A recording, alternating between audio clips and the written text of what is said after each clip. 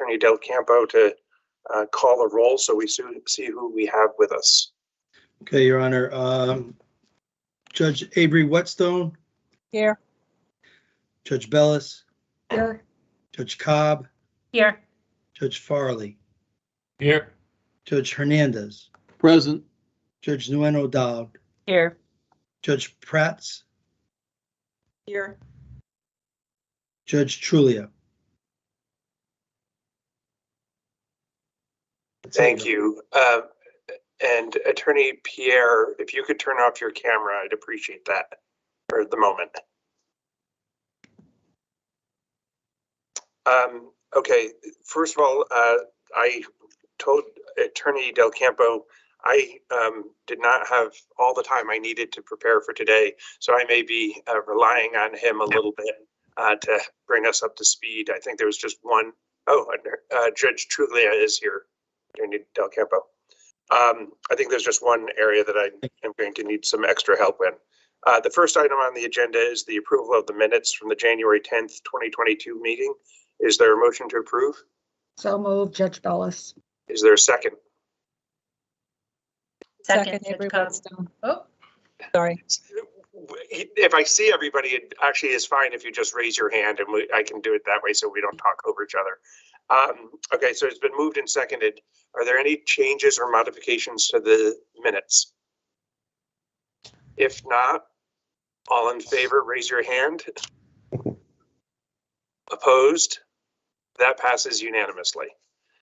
The next item is 2020-007, a proposal by the litigation section of the Connecticut Bar Association to amend section 7-17 regarding filings received after 5 p.m. I believe this had been sent to the Judges Advisory Committee. Attorney Del Campo?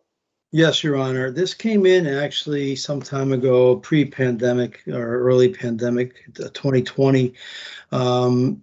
It was sent to the advisory committee at that time after first being considered, and the advisory committee has not been able to meet for some time. They just met January 31st. They took up a couple of matters that were referred to them.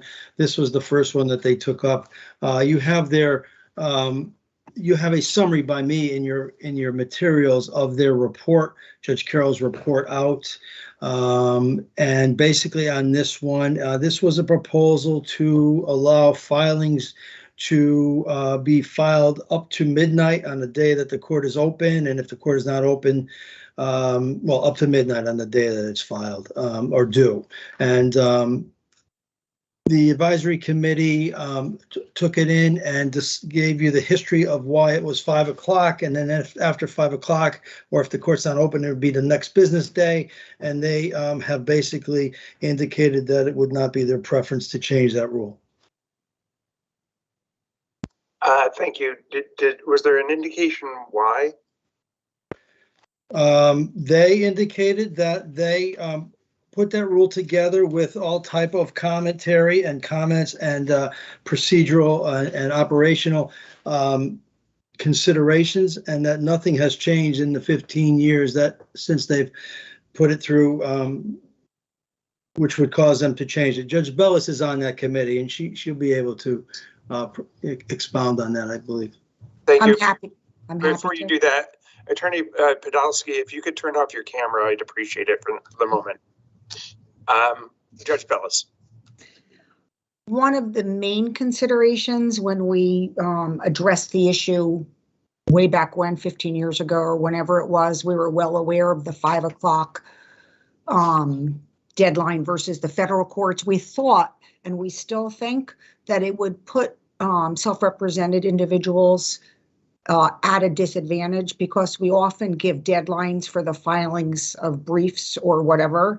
And when you are not e-filing and self-represented parties are not required to e-file, they can only file until 5 o'clock when the courthouse doors are closed, whereas attorneys would have the additional 7 hours up until midnight. So it was pretty unanimous then, and it remained unanimous now that despite how the federal court system does it, that the recommendation from the e-filing advisory committee would be to leave it at the 5 o'clock deadline. Thank you. Are there any questions of Judge Bellis, I guess, on this matter from members of the committee. If not, I take it, Judge Avery Whetstone. You're on mute. Was there any concern from your committee that self-represented parties would be disadvantaged, and especially in terms of continuances? I'm thinking of restraining orders. If restraining order is supposed to be heard today and somebody files after 5 o'clock for continuance, the court has no ability to notify anybody that the matter is being continued or the continuance was denied. Was that discussed? Not that I recall. The discussion I remember was along the lines of some hearing would have to be held the same day that the application was filed, and if it was filed after 5 p.m., it would be impossible to do it the same day. So it was but that was the only thing that was discussed. Thank you. Any further questions? If not, I'm sensing that this may have to mature for another 15 years before it's reconsidered. Is there any objection to tabling this item? Hearing or seeing no objection, we will table that. The next item is 2021-011, reconsideration of proposal based on additional comments.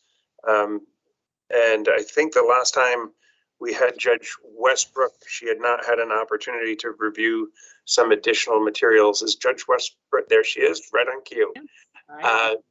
Good afternoon, Judge Westbrook. All right, good afternoon, Justice McDonald and members of the Rules Committee. I actually have two rule proposals before you today. I'm not sure if they're both on the agenda. They are. All right, so I'll take up the first one, which would be Public Act 21-104, if that's okay. Well, hold on, wait a minute.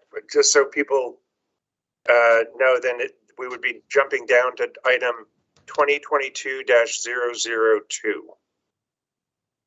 Go ahead, Judge Westbrook. All right, so I submitted numerous practice book rule proposals, which are consistent with Public Act 21-104. That's the public act that changed the reference to detention, from detention to Juvenile Residential Center as of January 1st, 2022. And any reference to the term detention is now changed to Juvenile Residential Center. I don't know if you needed additional information on that, but that makes it consistent with what the statutes will reflect.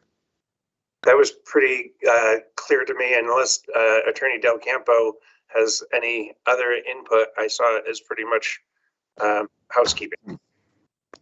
No, Your Honor. I mean, we always do some editorial tweaking, but no, we have no drastic changes at this point to suggest. Thank you. Are there any questions for Judge Westbrook on this item? If not, all in favor, say or raise your hand. Opposed? That passes unanimously. All right, next one, Judge Westbrook. All right, so as to the proposed amendment to practice book sections 27-1A and 27-4A regarding non-judicial case handling. So I previously wrote to clarify the intent of the proposal and to respond to concerns raised by Chief State's Attorney Richard Colangelo and the state's victim advocate Natasha Pierre. And I appeared at the January meeting, and at that time I learned that additional comments had been submitted. So just by way of background, the proposal was initially submitted by Judge Conway, the previous Chief Administrative Judge of Juvenile Matters, this past May, and first considered by the Rules Committee in September.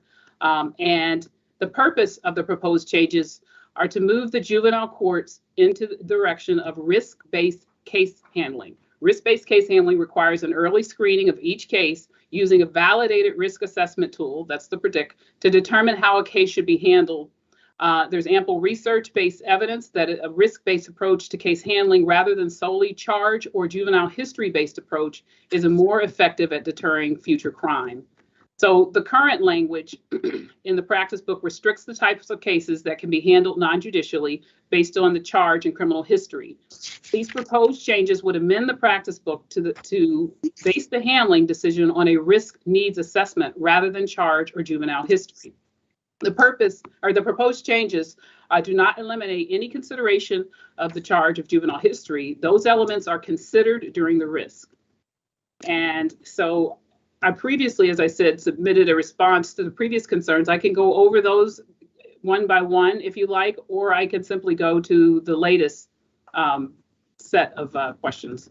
Why don't we just hit pause there for a second and see if any of the members of the committee have any questions up to that point? If not, proceed, please, then, Judge Westbrook. All right, so I'll go through the previous concerns that were raised. There was so first, the concerns raised by the Chief State's Attorney.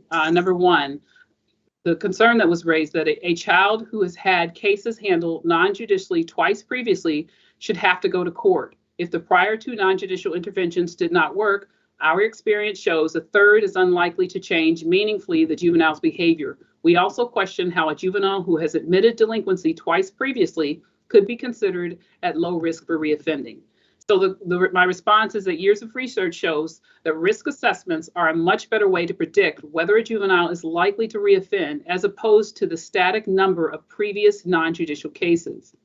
The second concern raised was, similarly, we disagree that a juvenile who was adjudicated delinquent previously should be considered at low risk of reoffending. My response is that one prior adjudication is not an accurate predictor of future offending.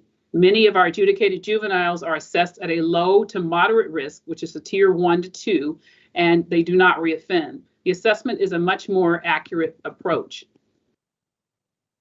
The recent dramatic increase in car thefts, many accompanied by violence, the division believes that these cases demand a more structured supervision through formal court proceedings, not less. My response is that the risk assessment takes violence into account, so violent offenses are handled judicially. In terms of the effectiveness of formal court proceedings versus non-judicial handling, where a juvenile probation officer oversees the case, behavior change is not determined by case status. The judicial process takes longer, and the result, probation, supervision, and services are the same result as if they were a non-judicial case. Non-judicial supervision is a risk level based and has a case plan, service, and risk reduction plan. Behavioral changes occur because of these things, not because of a judicial adjudication. The fourth concern raised by the Chief State's Attorney, the division believes strongly that cases in which a child possesses a firearm should be handled formally in court to assure public safety, given the dramatic increase in shootings and homicides. My response is possession of a firearm is on the list of violent felonies, and those cases will continue to be handled as judicial cases. The fifth concern raised is that the division also has concerns with the language that only cases where children are deemed to be at highest risk will be handled in court.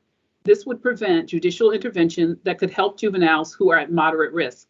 My response is that research shows that judicial intervention is best allocated to those cases assessed at the highest risk, not at moderate risk. In addition, the interventions that are available in judicial cases are also available in non-judicial cases.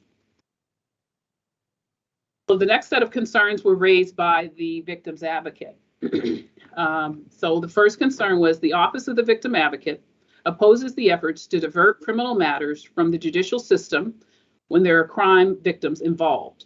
My response is that most cases that will be diverted will not involve a victim. In those that do, crime victim input and needs will be taken into consideration. They will not be excluded from the process. The second concern raised by the victim's advocate is that removing these cases from the court eliminates the victim's ability to practice their constitutional rights. My response is, first, the intent of this proposal is not to remove cases from juvenile court. It is to allow the handling decision to be made through a risk assessment.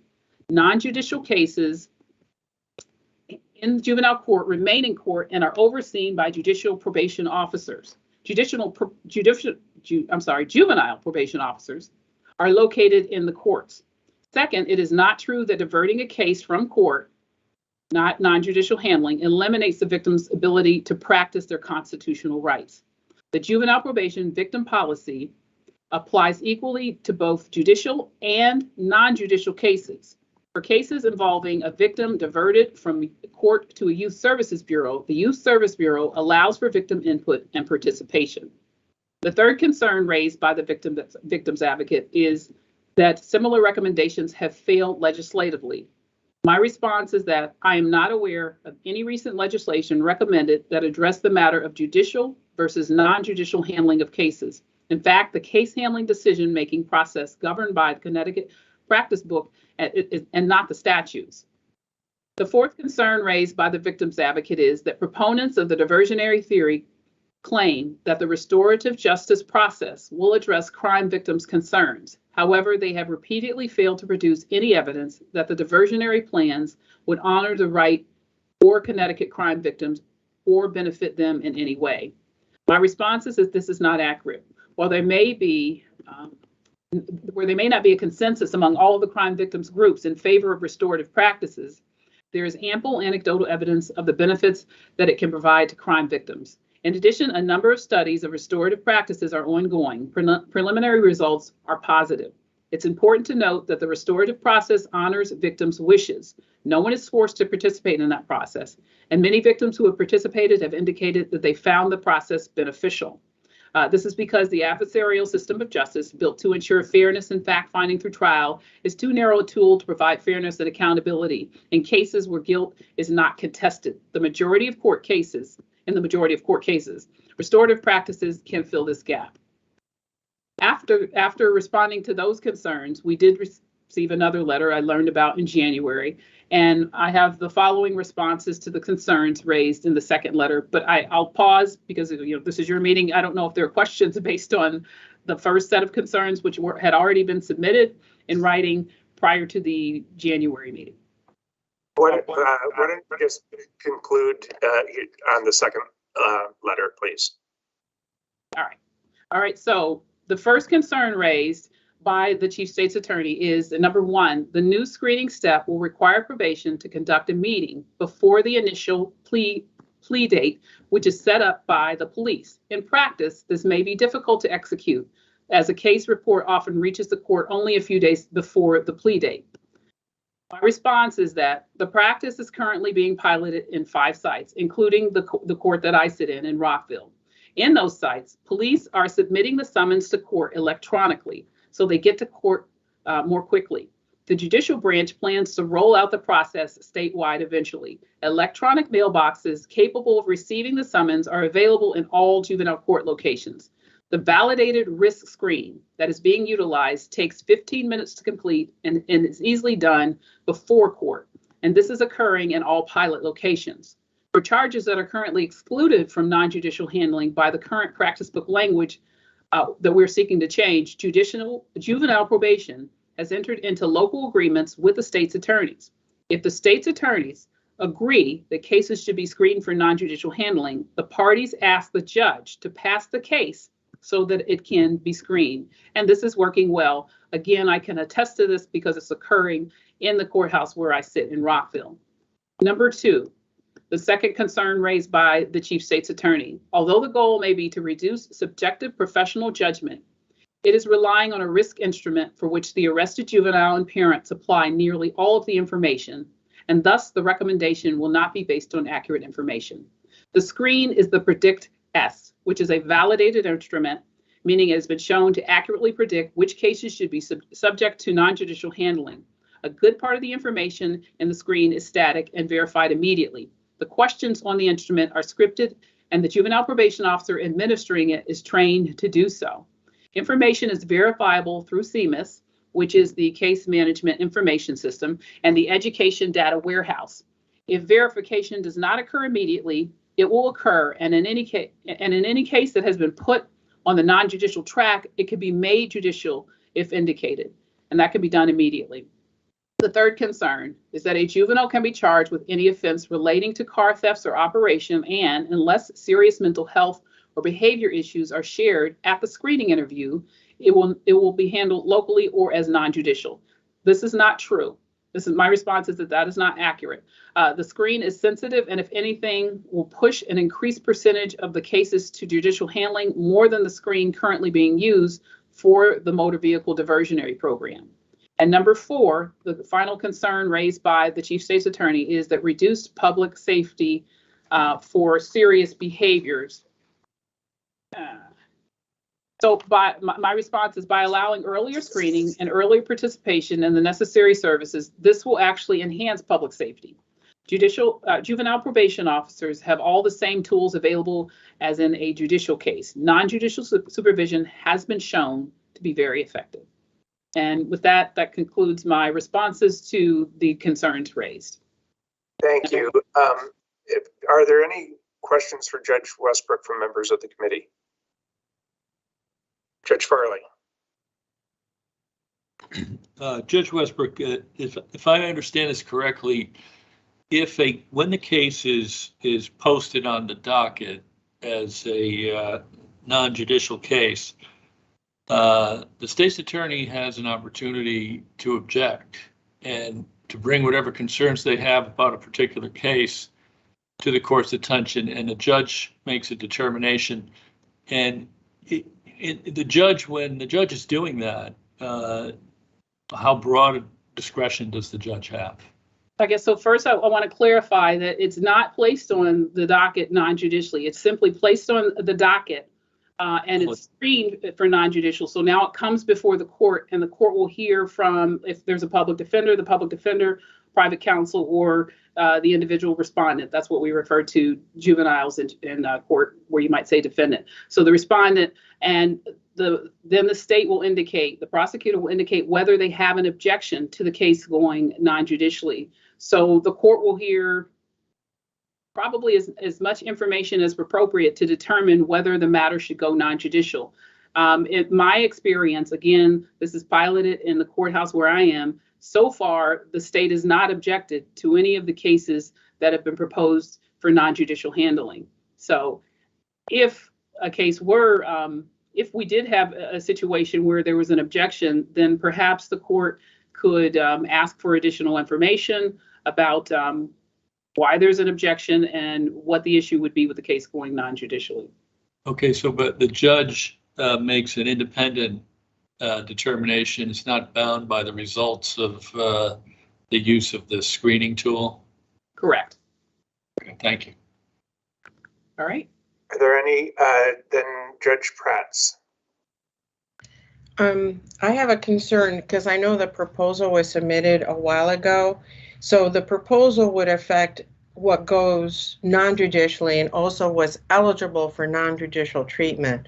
But since we have such an increase or a rise in the thefts, I can see why that might be a concern because of the victims, everything. I know what you're saying, but is it possible just to do one first and not have to do the other ones? Because those crimes do cause some concern as to people in the community that they're going to be treated maybe non-judicially. And we've had such a spike in the thefts, especially like we're eliminating, right? What would be ineligible for non-judicial treatment as well? So I'm not sure I understand the last part of your question, but I do want to clarify. Yeah. I don't know that the data shows that there's actually a spike in the crime. There might be more of a reaction to it, but I don't know that the data supports that there's actually been a spike in crime. And motor vehicle thefts and things like that, no? My understanding from data submitted by our court, from the court, from CSSD, is that there's not a spike in motor vehicle crimes. Because if I understand the proposal correctly, 27-1A is the one in terms of referrals for non-judicial treatment, right? Right. And then we're also proposing a change to the 27-4A, and almost everything that would be ineligible for non-judicial would be switched eligible for that non-judicial treatment, right? Is that right? Almost? You said in almost everything that would be ineligible. So almost like the as I can see what's been crossed off in terms of the proposed, right now what makes you ineligible for non-judicial, like serious juvenile, the theft of a motor vehicle, concerns of the narcotics, possession of a firearm, all of those would be allowable if we accept the proposal, right? They Or would be allowable, but again, you would have to, you go through the predict screening. So they wouldn't all simply automatically go, you still would have to go through the screening process. I understand. Okay. And But it then- would remove that ineligibility, right? Right, Sorry. correct. And then go to the judge for the judge to determine whether or not the case should go non-judicial. Okay, thanks. Other questions from members of the committee? If not, I know Attorney Pierre is here. I didn't know if she wanted to say anything before we proceed. Attorney Pierre? Yes, I would. Thank you for Judge Westbrook for your response to the questions. I'm just going to get to one thing about the restorative justice program that we keep saying is going to work for victims. We keep saying victims will have input through this process. If they don't want to be involved in this process, we have not answered what will happen there. It seems like they'll just lose out on their rights. We've heard anecdotally these programs work. Well, let me tell you, I've been working in this role for 7 years, and for 7 years, I've heard that anecdotally these work. I've not heard from one victim that says they prefer this process. Further, all the studies aren't based in Connecticut at all. And out of those 7 years, I just got 2 clear examples 2 weeks ago about how this could work in a youth service program. And I will say in those 2 examples, it was perfect situation for the crime victim and the offender. But those were 2 situations that suddenly popped up after 7 years of me requesting it from the JJPOC group and the IOU task force group. They're all kind of the same group. So I am hesitant to say this restorative justice is the solution for crime victims. Because we haven't gotten anything more concrete than people telling us that it works for victims.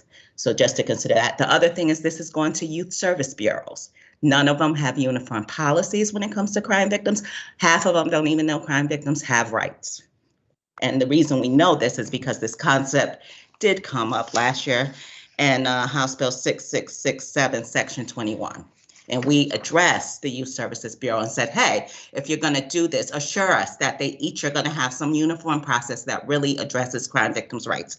We know how hard it is to enforce them once they're gone. We have a problem in the judicial system. We're really concerned about bringing it to a non-profit or Youth Services Bureau that's even further removed from the system. So if we did that, we need more convincing as crime victims that this works for crime victims instead of a couple of stories that I've just heard after 7 years of me repeatedly saying the same thing. And we've also said this doesn't impact a lot of crime victims, so it shouldn't be an issue. How about we spin that and say it doesn't affect a lot of crime victims, so why don't we exclude the small category where there are crime victims? So that's all I have to really add to this. Thank you. Thank you very much. I'm trying to figure out if anybody from the Chief State's Attorney is on, and if anybody wants to be heard from the Chief State's Attorney's office. In the absence of that, okay, I will open this up to the committee for discussion about how they would like to proceed. Any thoughts?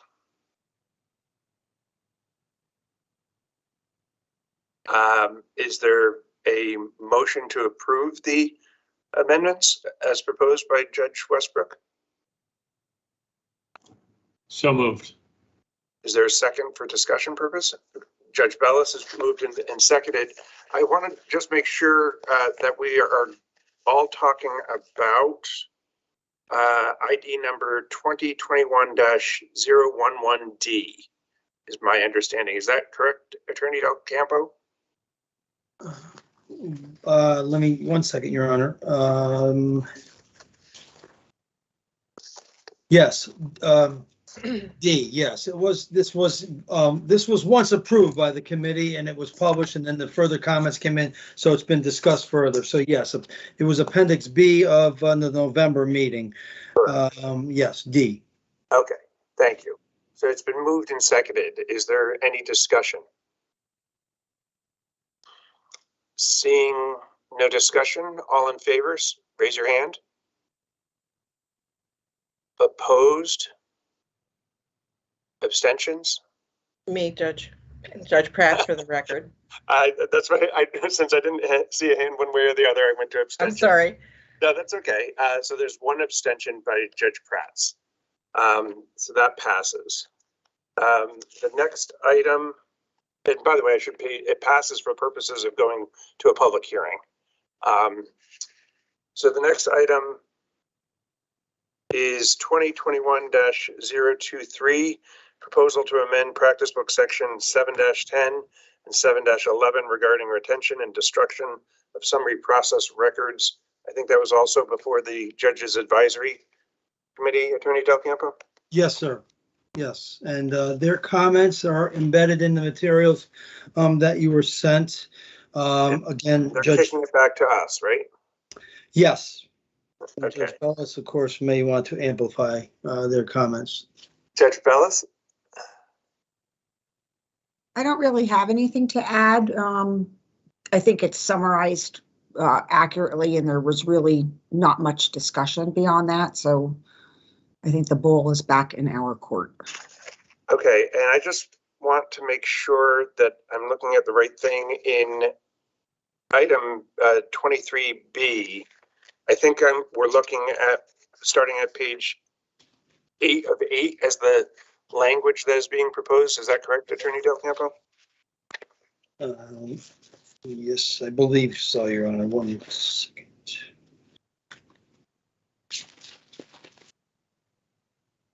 Yes, sir. 8 of 8. Okay. Proposal begins and ends. For purposes of at least considering the item, is there a motion for approval to consider it before the commission? Moved by Judge Bellis. Is there a second? Judge Avery Whetstone.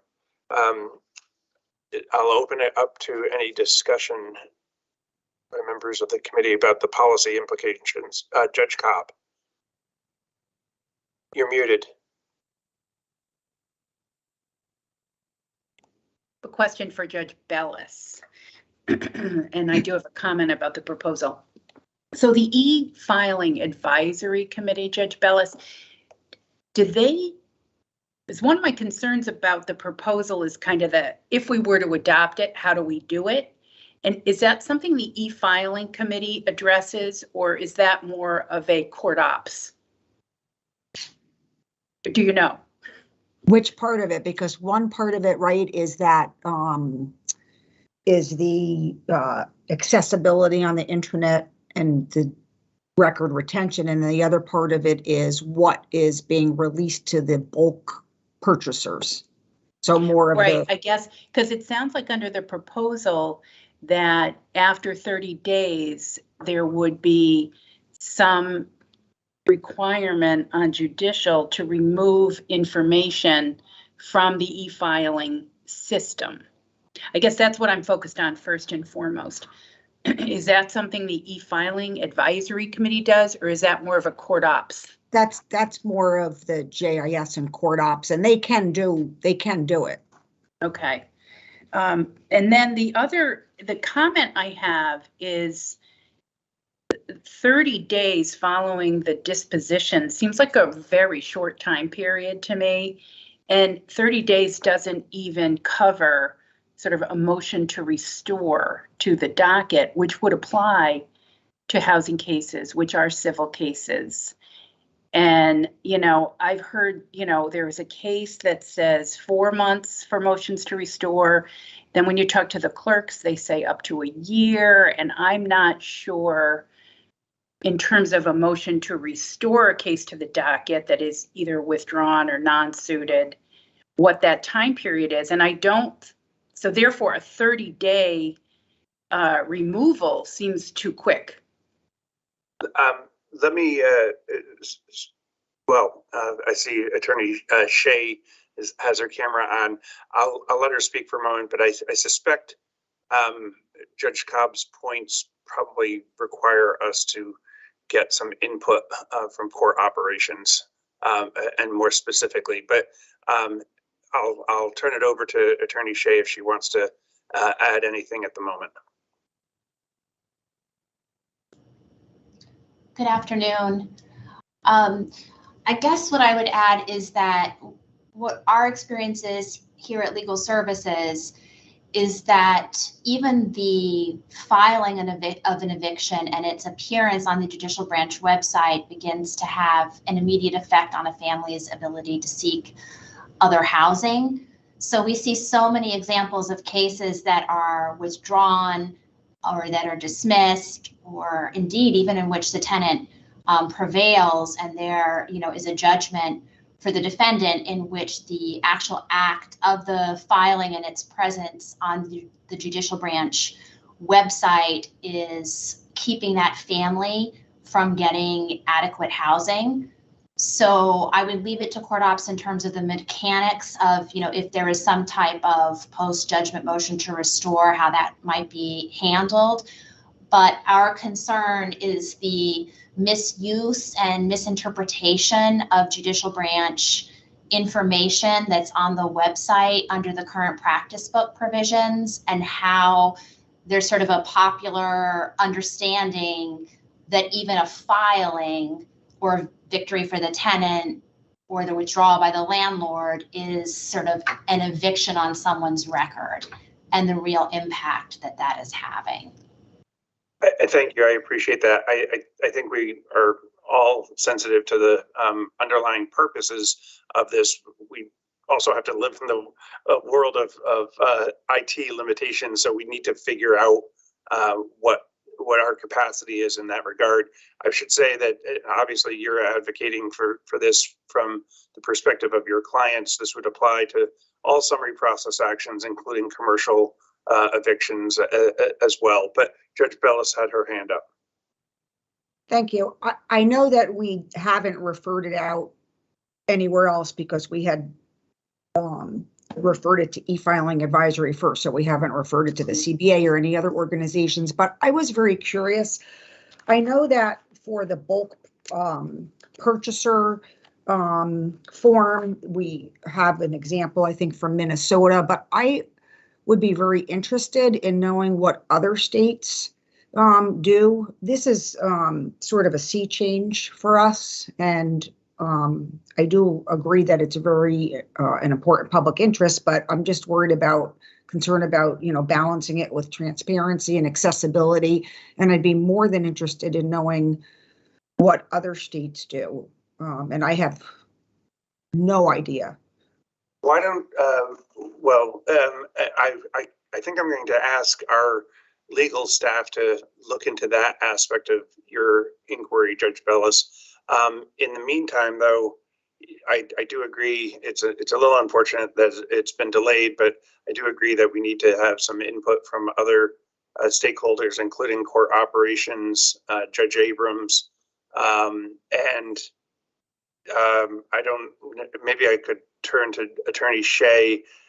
From my prior life, I seem to remember that there's an association of landlords or something, and I don't know if you have other tenant advocacy groups that we should solicit input from.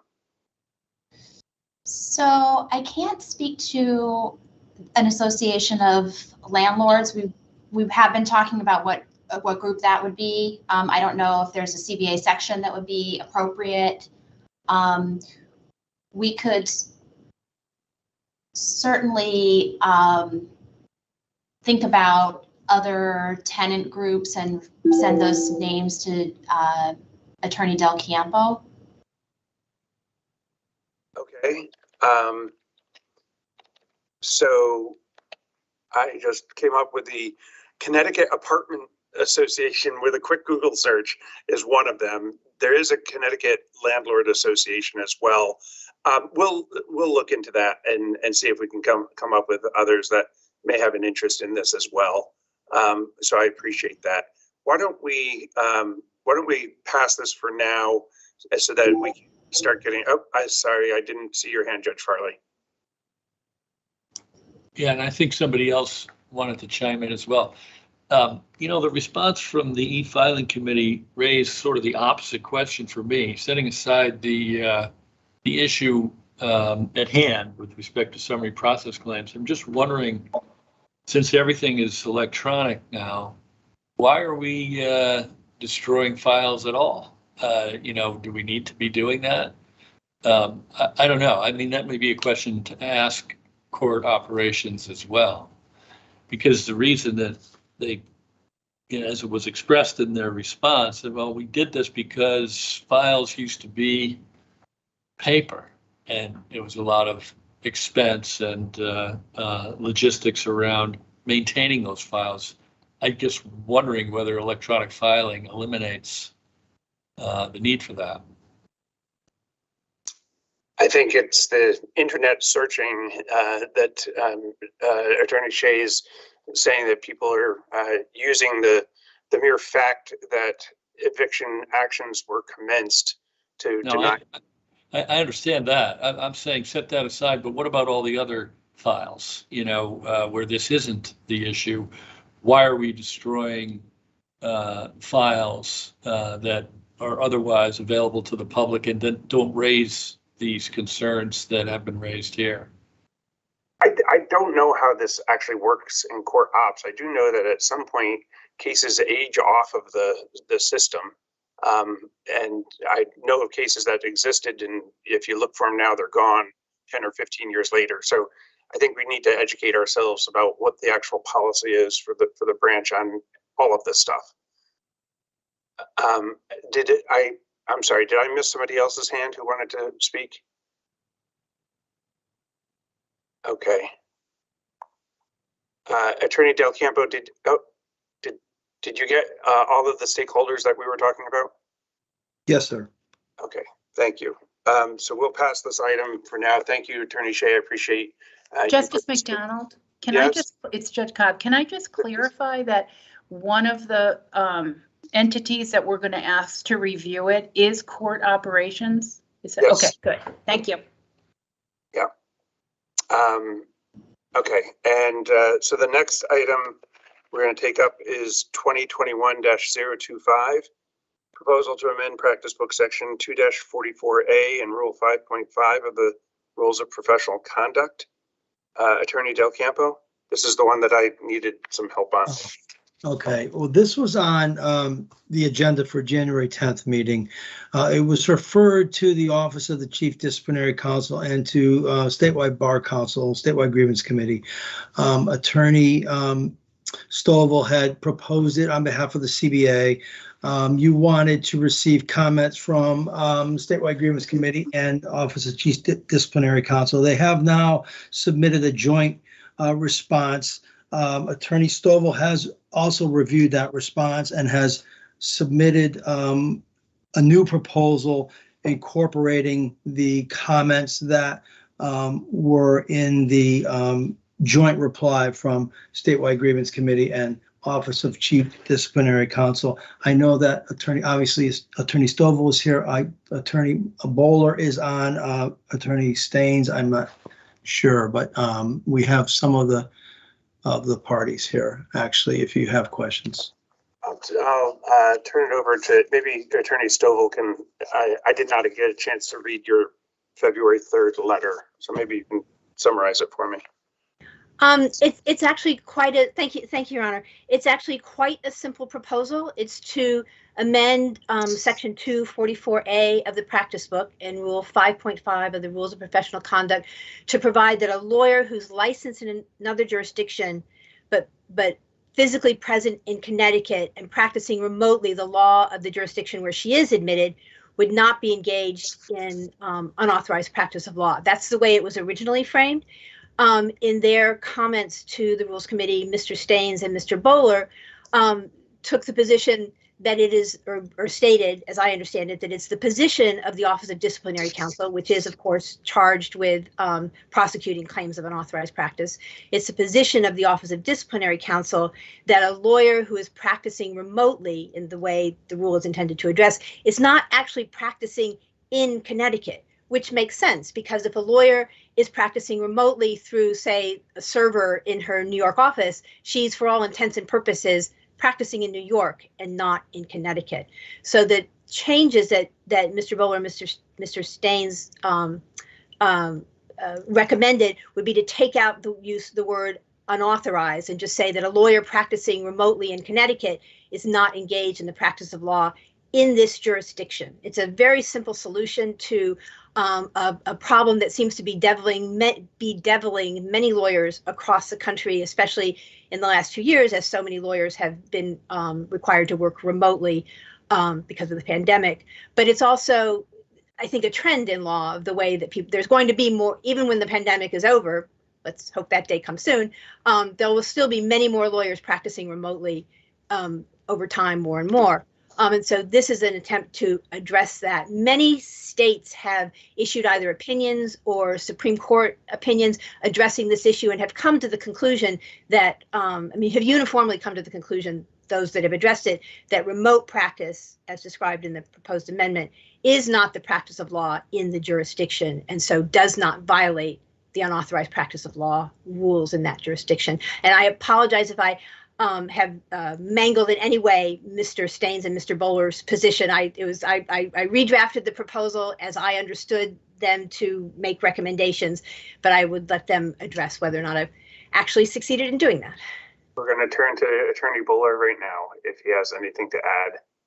I don't, Your Honor. I think that Attorney Stovall captured our joint response in her amendments to the Rules Committee.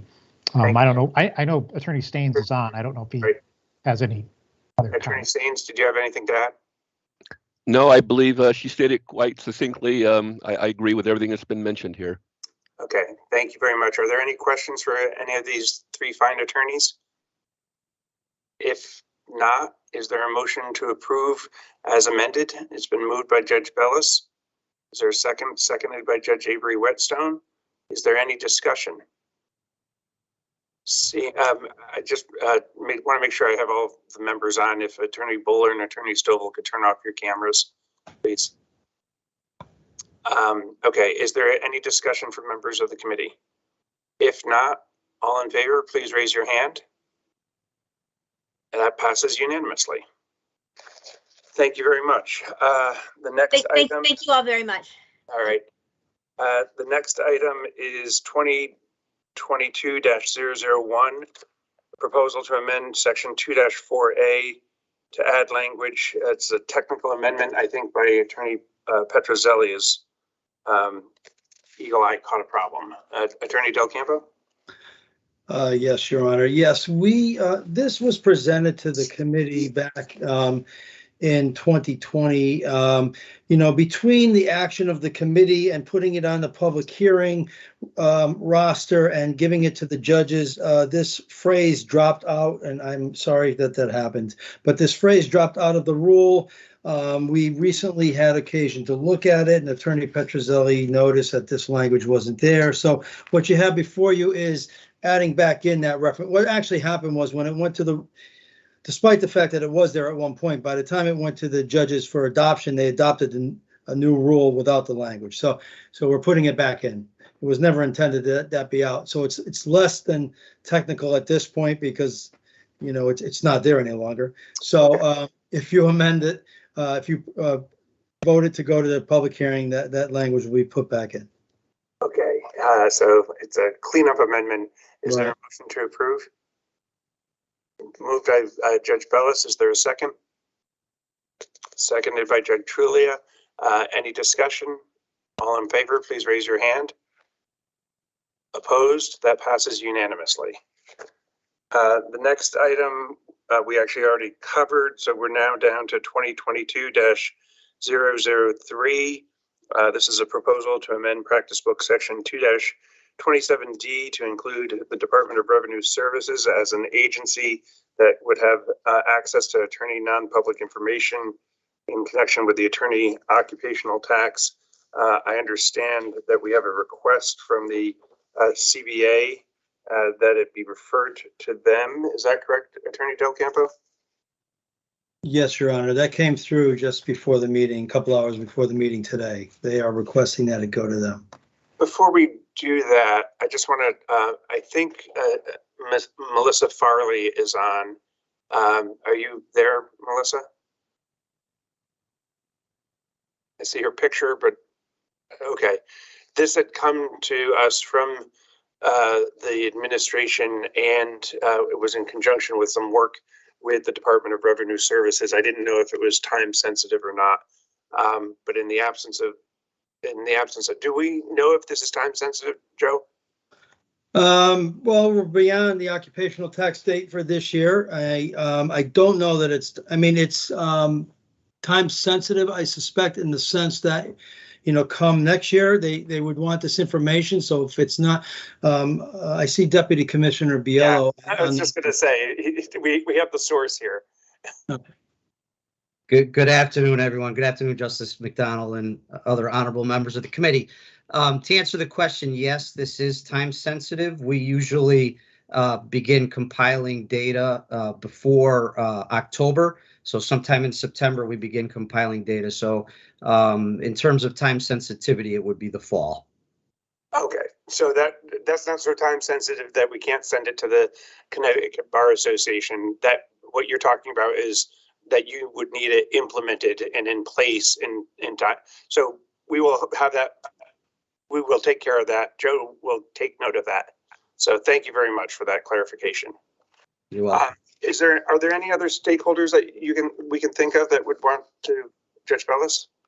I just saw the footnote that the Chief Court Administrator's Office declined to issue the order to make the information available. So I would want, I think, to understand that a little better, if we could send it over to the administration. We certainly can do that as well. We'll send it to the Chief Court Administrator as well. Anybody else? I think that would be it.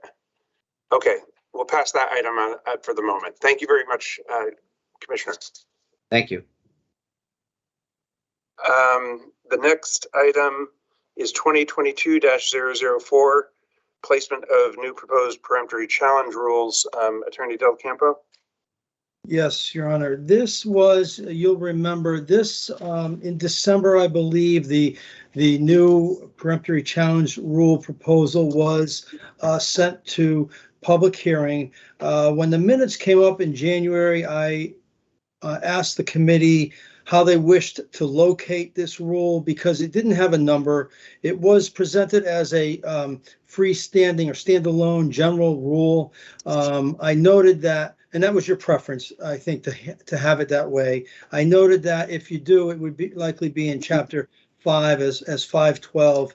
And then we discussed, or you discussed, whether or not there needed to be some reference to both the criminal and civil trial rules to reference this new rule, because if you were in the civil or the criminal chapter going about your business, taking peremptory challenges, there would be no reference to the new rule. So what you have before you today is 512, which was the new rule, and amendments to both 16.5, the civil, and 42.13, the criminal rules that reference the new rule. So you take your peremptory challenges, and those are now, it informs you that they are subject to the objection that's now that would be presented or available in 5-12. Okay, so we don't have to vote on the rule. We've already done that. So we're really just voting on the inclusion of the cross-reference in 16-5 and what did you say, 42-13? Yes, sir. Okay. Is there a motion to approve that? It's been moved by Judge Prats and seconded by Judge Bellis. Is there any discussion? All in favor, please raise your hand. That passes unanimously. I think that's all we have on our agenda. Is there anything else we need to cover, Attorney Del Campo? No, sir. All right, thank you. Is there a motion to adjourn? Moved by Judge Bellis. Is there a second? Moved, seconded by Judge Trudlia. All in favor, please raise your hand. Opposed? That passes unanimously. Thanks everybody for your help. Have a good afternoon. Thank you. Have a good afternoon, everyone.